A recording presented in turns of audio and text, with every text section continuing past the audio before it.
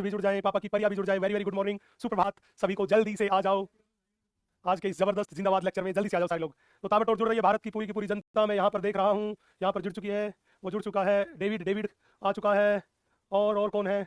जल्दी से आओ। Very very good morning. Chatting करके ठीक है।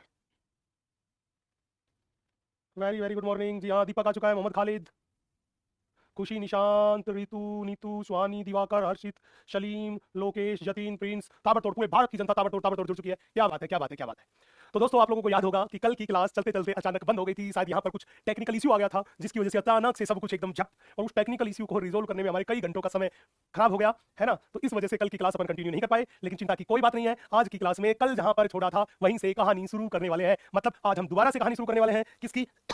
इस फ्रॉग की। और तुम्हारी जिंदगी में दोबारा से होने वाली है टर्टर। हाँ जी, तो जिंदगी में जो ये टर्टर की आवाज थी, ये दोबारा से होने वाली है। पहले मुझे बता दीजिए, हाउ इज द जॉस? जल्दी बताइए, हाउ इज द जॉस? जल्दी से मुझे बताइए, हाउ इज द जॉस? फिर हम आगे की क्लास में बवंडर मचाते हैं। यस,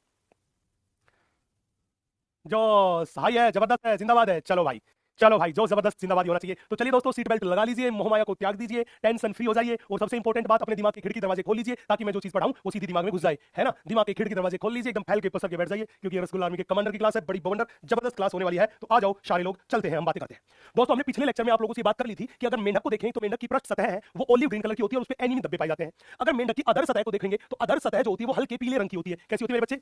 अदर सतह जो होती है वो हल्के पीले रंग की होती है। उसके बाद हमने कहा कि यार, हम अगर मेंढक को पकड़ते हैं तो मेंढक तुरंत से हाथ में से फिसल के चला जाता है। ऐसा क्यों? तो इस चीज को चेक करने के लिए हमने मेंढक की स्किन ली और उस स्किन का अध्ययन शुरू किया। जब स्किन का अध्ययन शुरू किया, मेंढक की त्वचा का अध्ययन शुरू किया, तो पता चला कि मेंढक की त्वचा जो होती है वो सदैव नम होती है, चिकनी होती है तथा ग्रंथिल होती है। अब सवाल था, सर ग्रंथिल है तो मतलब ग्रंथि है, कौन सी ग्रंथि है? इसकी त्वचा में म्यूकस ग्रंथि पाई जाती है, और ये म्यूकस ग्रंथि म्यूकस का स्रावन करती है, और म्यूकस एक तैलीय चिकना पदार्थ है, इसलिए स्किन क्या है? बहुत चिकनी। दूसरी बात हमने बोली, इसकी स्किन सदैव नम होती है। अब नम क्यों होती है बेटा? नम त्वचा जो है वो श्वसन में सहायता करती है। अगर मेंढक की त्वचा को सुखा दिया जाएगा, शुष्क कर दिया जाएगा, तो त्वचा के द्वारा श्वसन नहीं हो पाएगा, और त्वचा के द्वारा श्वसन नहीं हो पाएगा तो शरीर में ऑक्सीजन की हो जाएगी कमी, और ये मेंढक बेचारा तड़प तड़प के मर जाएगा। मतलब अगर इसकी प्रेमिका, मैंने बोला था हेयर ड्रायर ले, और वो कह दे कि बाबू सोना चांदी, मैं तेरी स्किन को शुष्क कर देती हूं, सुखा देती हूं, तो मेंढक तड़प तड़प के मर जाएगा, क्योंकि ये नम त्वचा से श्वसन करता था, वो श्वसन ना कर पाएगा। फिर ये कहेगा, क्या जान लोगे हमारी सनम? तो यही बात थी। तो मैंने बोला, जब भी बोले नम त्वचा क्या काम करती है, तो मैंने बोला नम त्वचा श्वसन में सहायता करती है।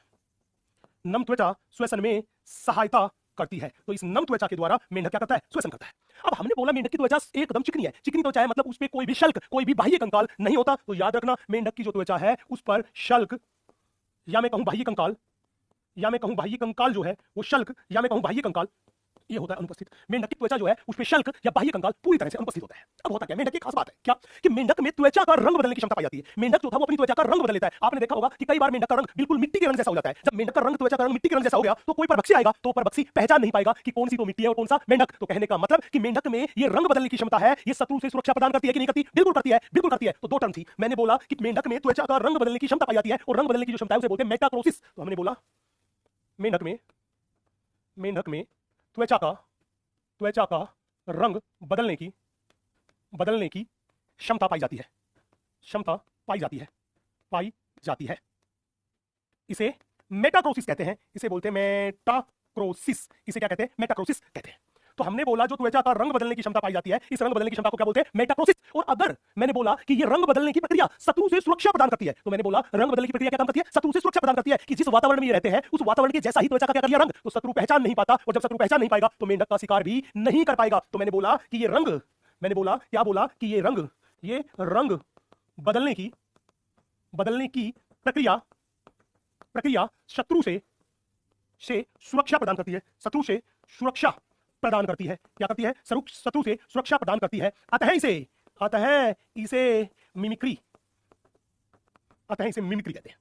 तो जब भी बोले कि क्या रंग बदलने की प्रक्रिया शत्रु से सुरक्षा प्रदान करती है, हाँ, अगर रंग बदलने की प्रक्रिया शत्रु से सुरक्षा प्रदान करती है तो ये एक मिमिक्री है, एक नकल है। इसने क्या कर ली? नकल कर ली। किसकी नकल कर ली? जैसे वातावरण में रहता था उसकी ही नकल कर ली, ताकि शत्रु इसको पहचान ना पाए। तो ये मेरे पास होगी मिमिक्री। कैसी मिमिक्री? Protective mimicry. ये मेरे पास है प्रोटेक्टिव मिमिक्री। यस बेटा, मेटाक्रोसिस को बोलते हैं छद्म आवरण और मिमिक्री को बोलते हैं अनुहरण। मैं अभी बताऊंगा एनसीईआरटी माता की लाइन कि मेटाक्रोसिस को बोलते हैं छद्म आवरण और मिमिक्री को बोलते हैं अनुहरण। मैं अभी बताऊंगा, पहले इतनी सी बात नोट कर लो। बड़ा जबरदस्त, बड़ा प्यारा सा कंसेप्ट है। यस, बड़ा प्यारा सा, बड़ा जबरदस्त सा कंसेप्ट है। मैं इसकी हिंदी अभी एनसीईआरटी में जहां हिंदी लिखी हुई है वहां बताऊंगा। मिमिक्री का मतलब होता है अनुहरण, मेटाक्रोसिस को बोलते हैं छद्म आवरण। कोशिश यही करनी है कि आपको इंग्लिश में याद करना है। इसकी हिंदी जो लिखी हुई है वहां पे मैं इंग्लिश अभी लिखता हूं जब मैं एनसीईआरटी पढ़ाता हूं। यस एक बार इतनी सी बात को नोट कर लो और जल्दी से बता दो, क्या तुम में से कोई चाय पिएगा? यस, चाय पियोगे क्या? लो भैया, मैं चाय का भोग लगा देता हूं, क्योंकि आप सभी मेरे लिए भगवान की तरह है और भगवान को तो भोग लगता है ना? तो हे मेरे भगवान, भोग स्वीकार करें। अब मैं चाय पी लेता हूं। यस, चले भाई, अब बड़े ध्यान से, बड़े इत्मीनान से देखिएगा।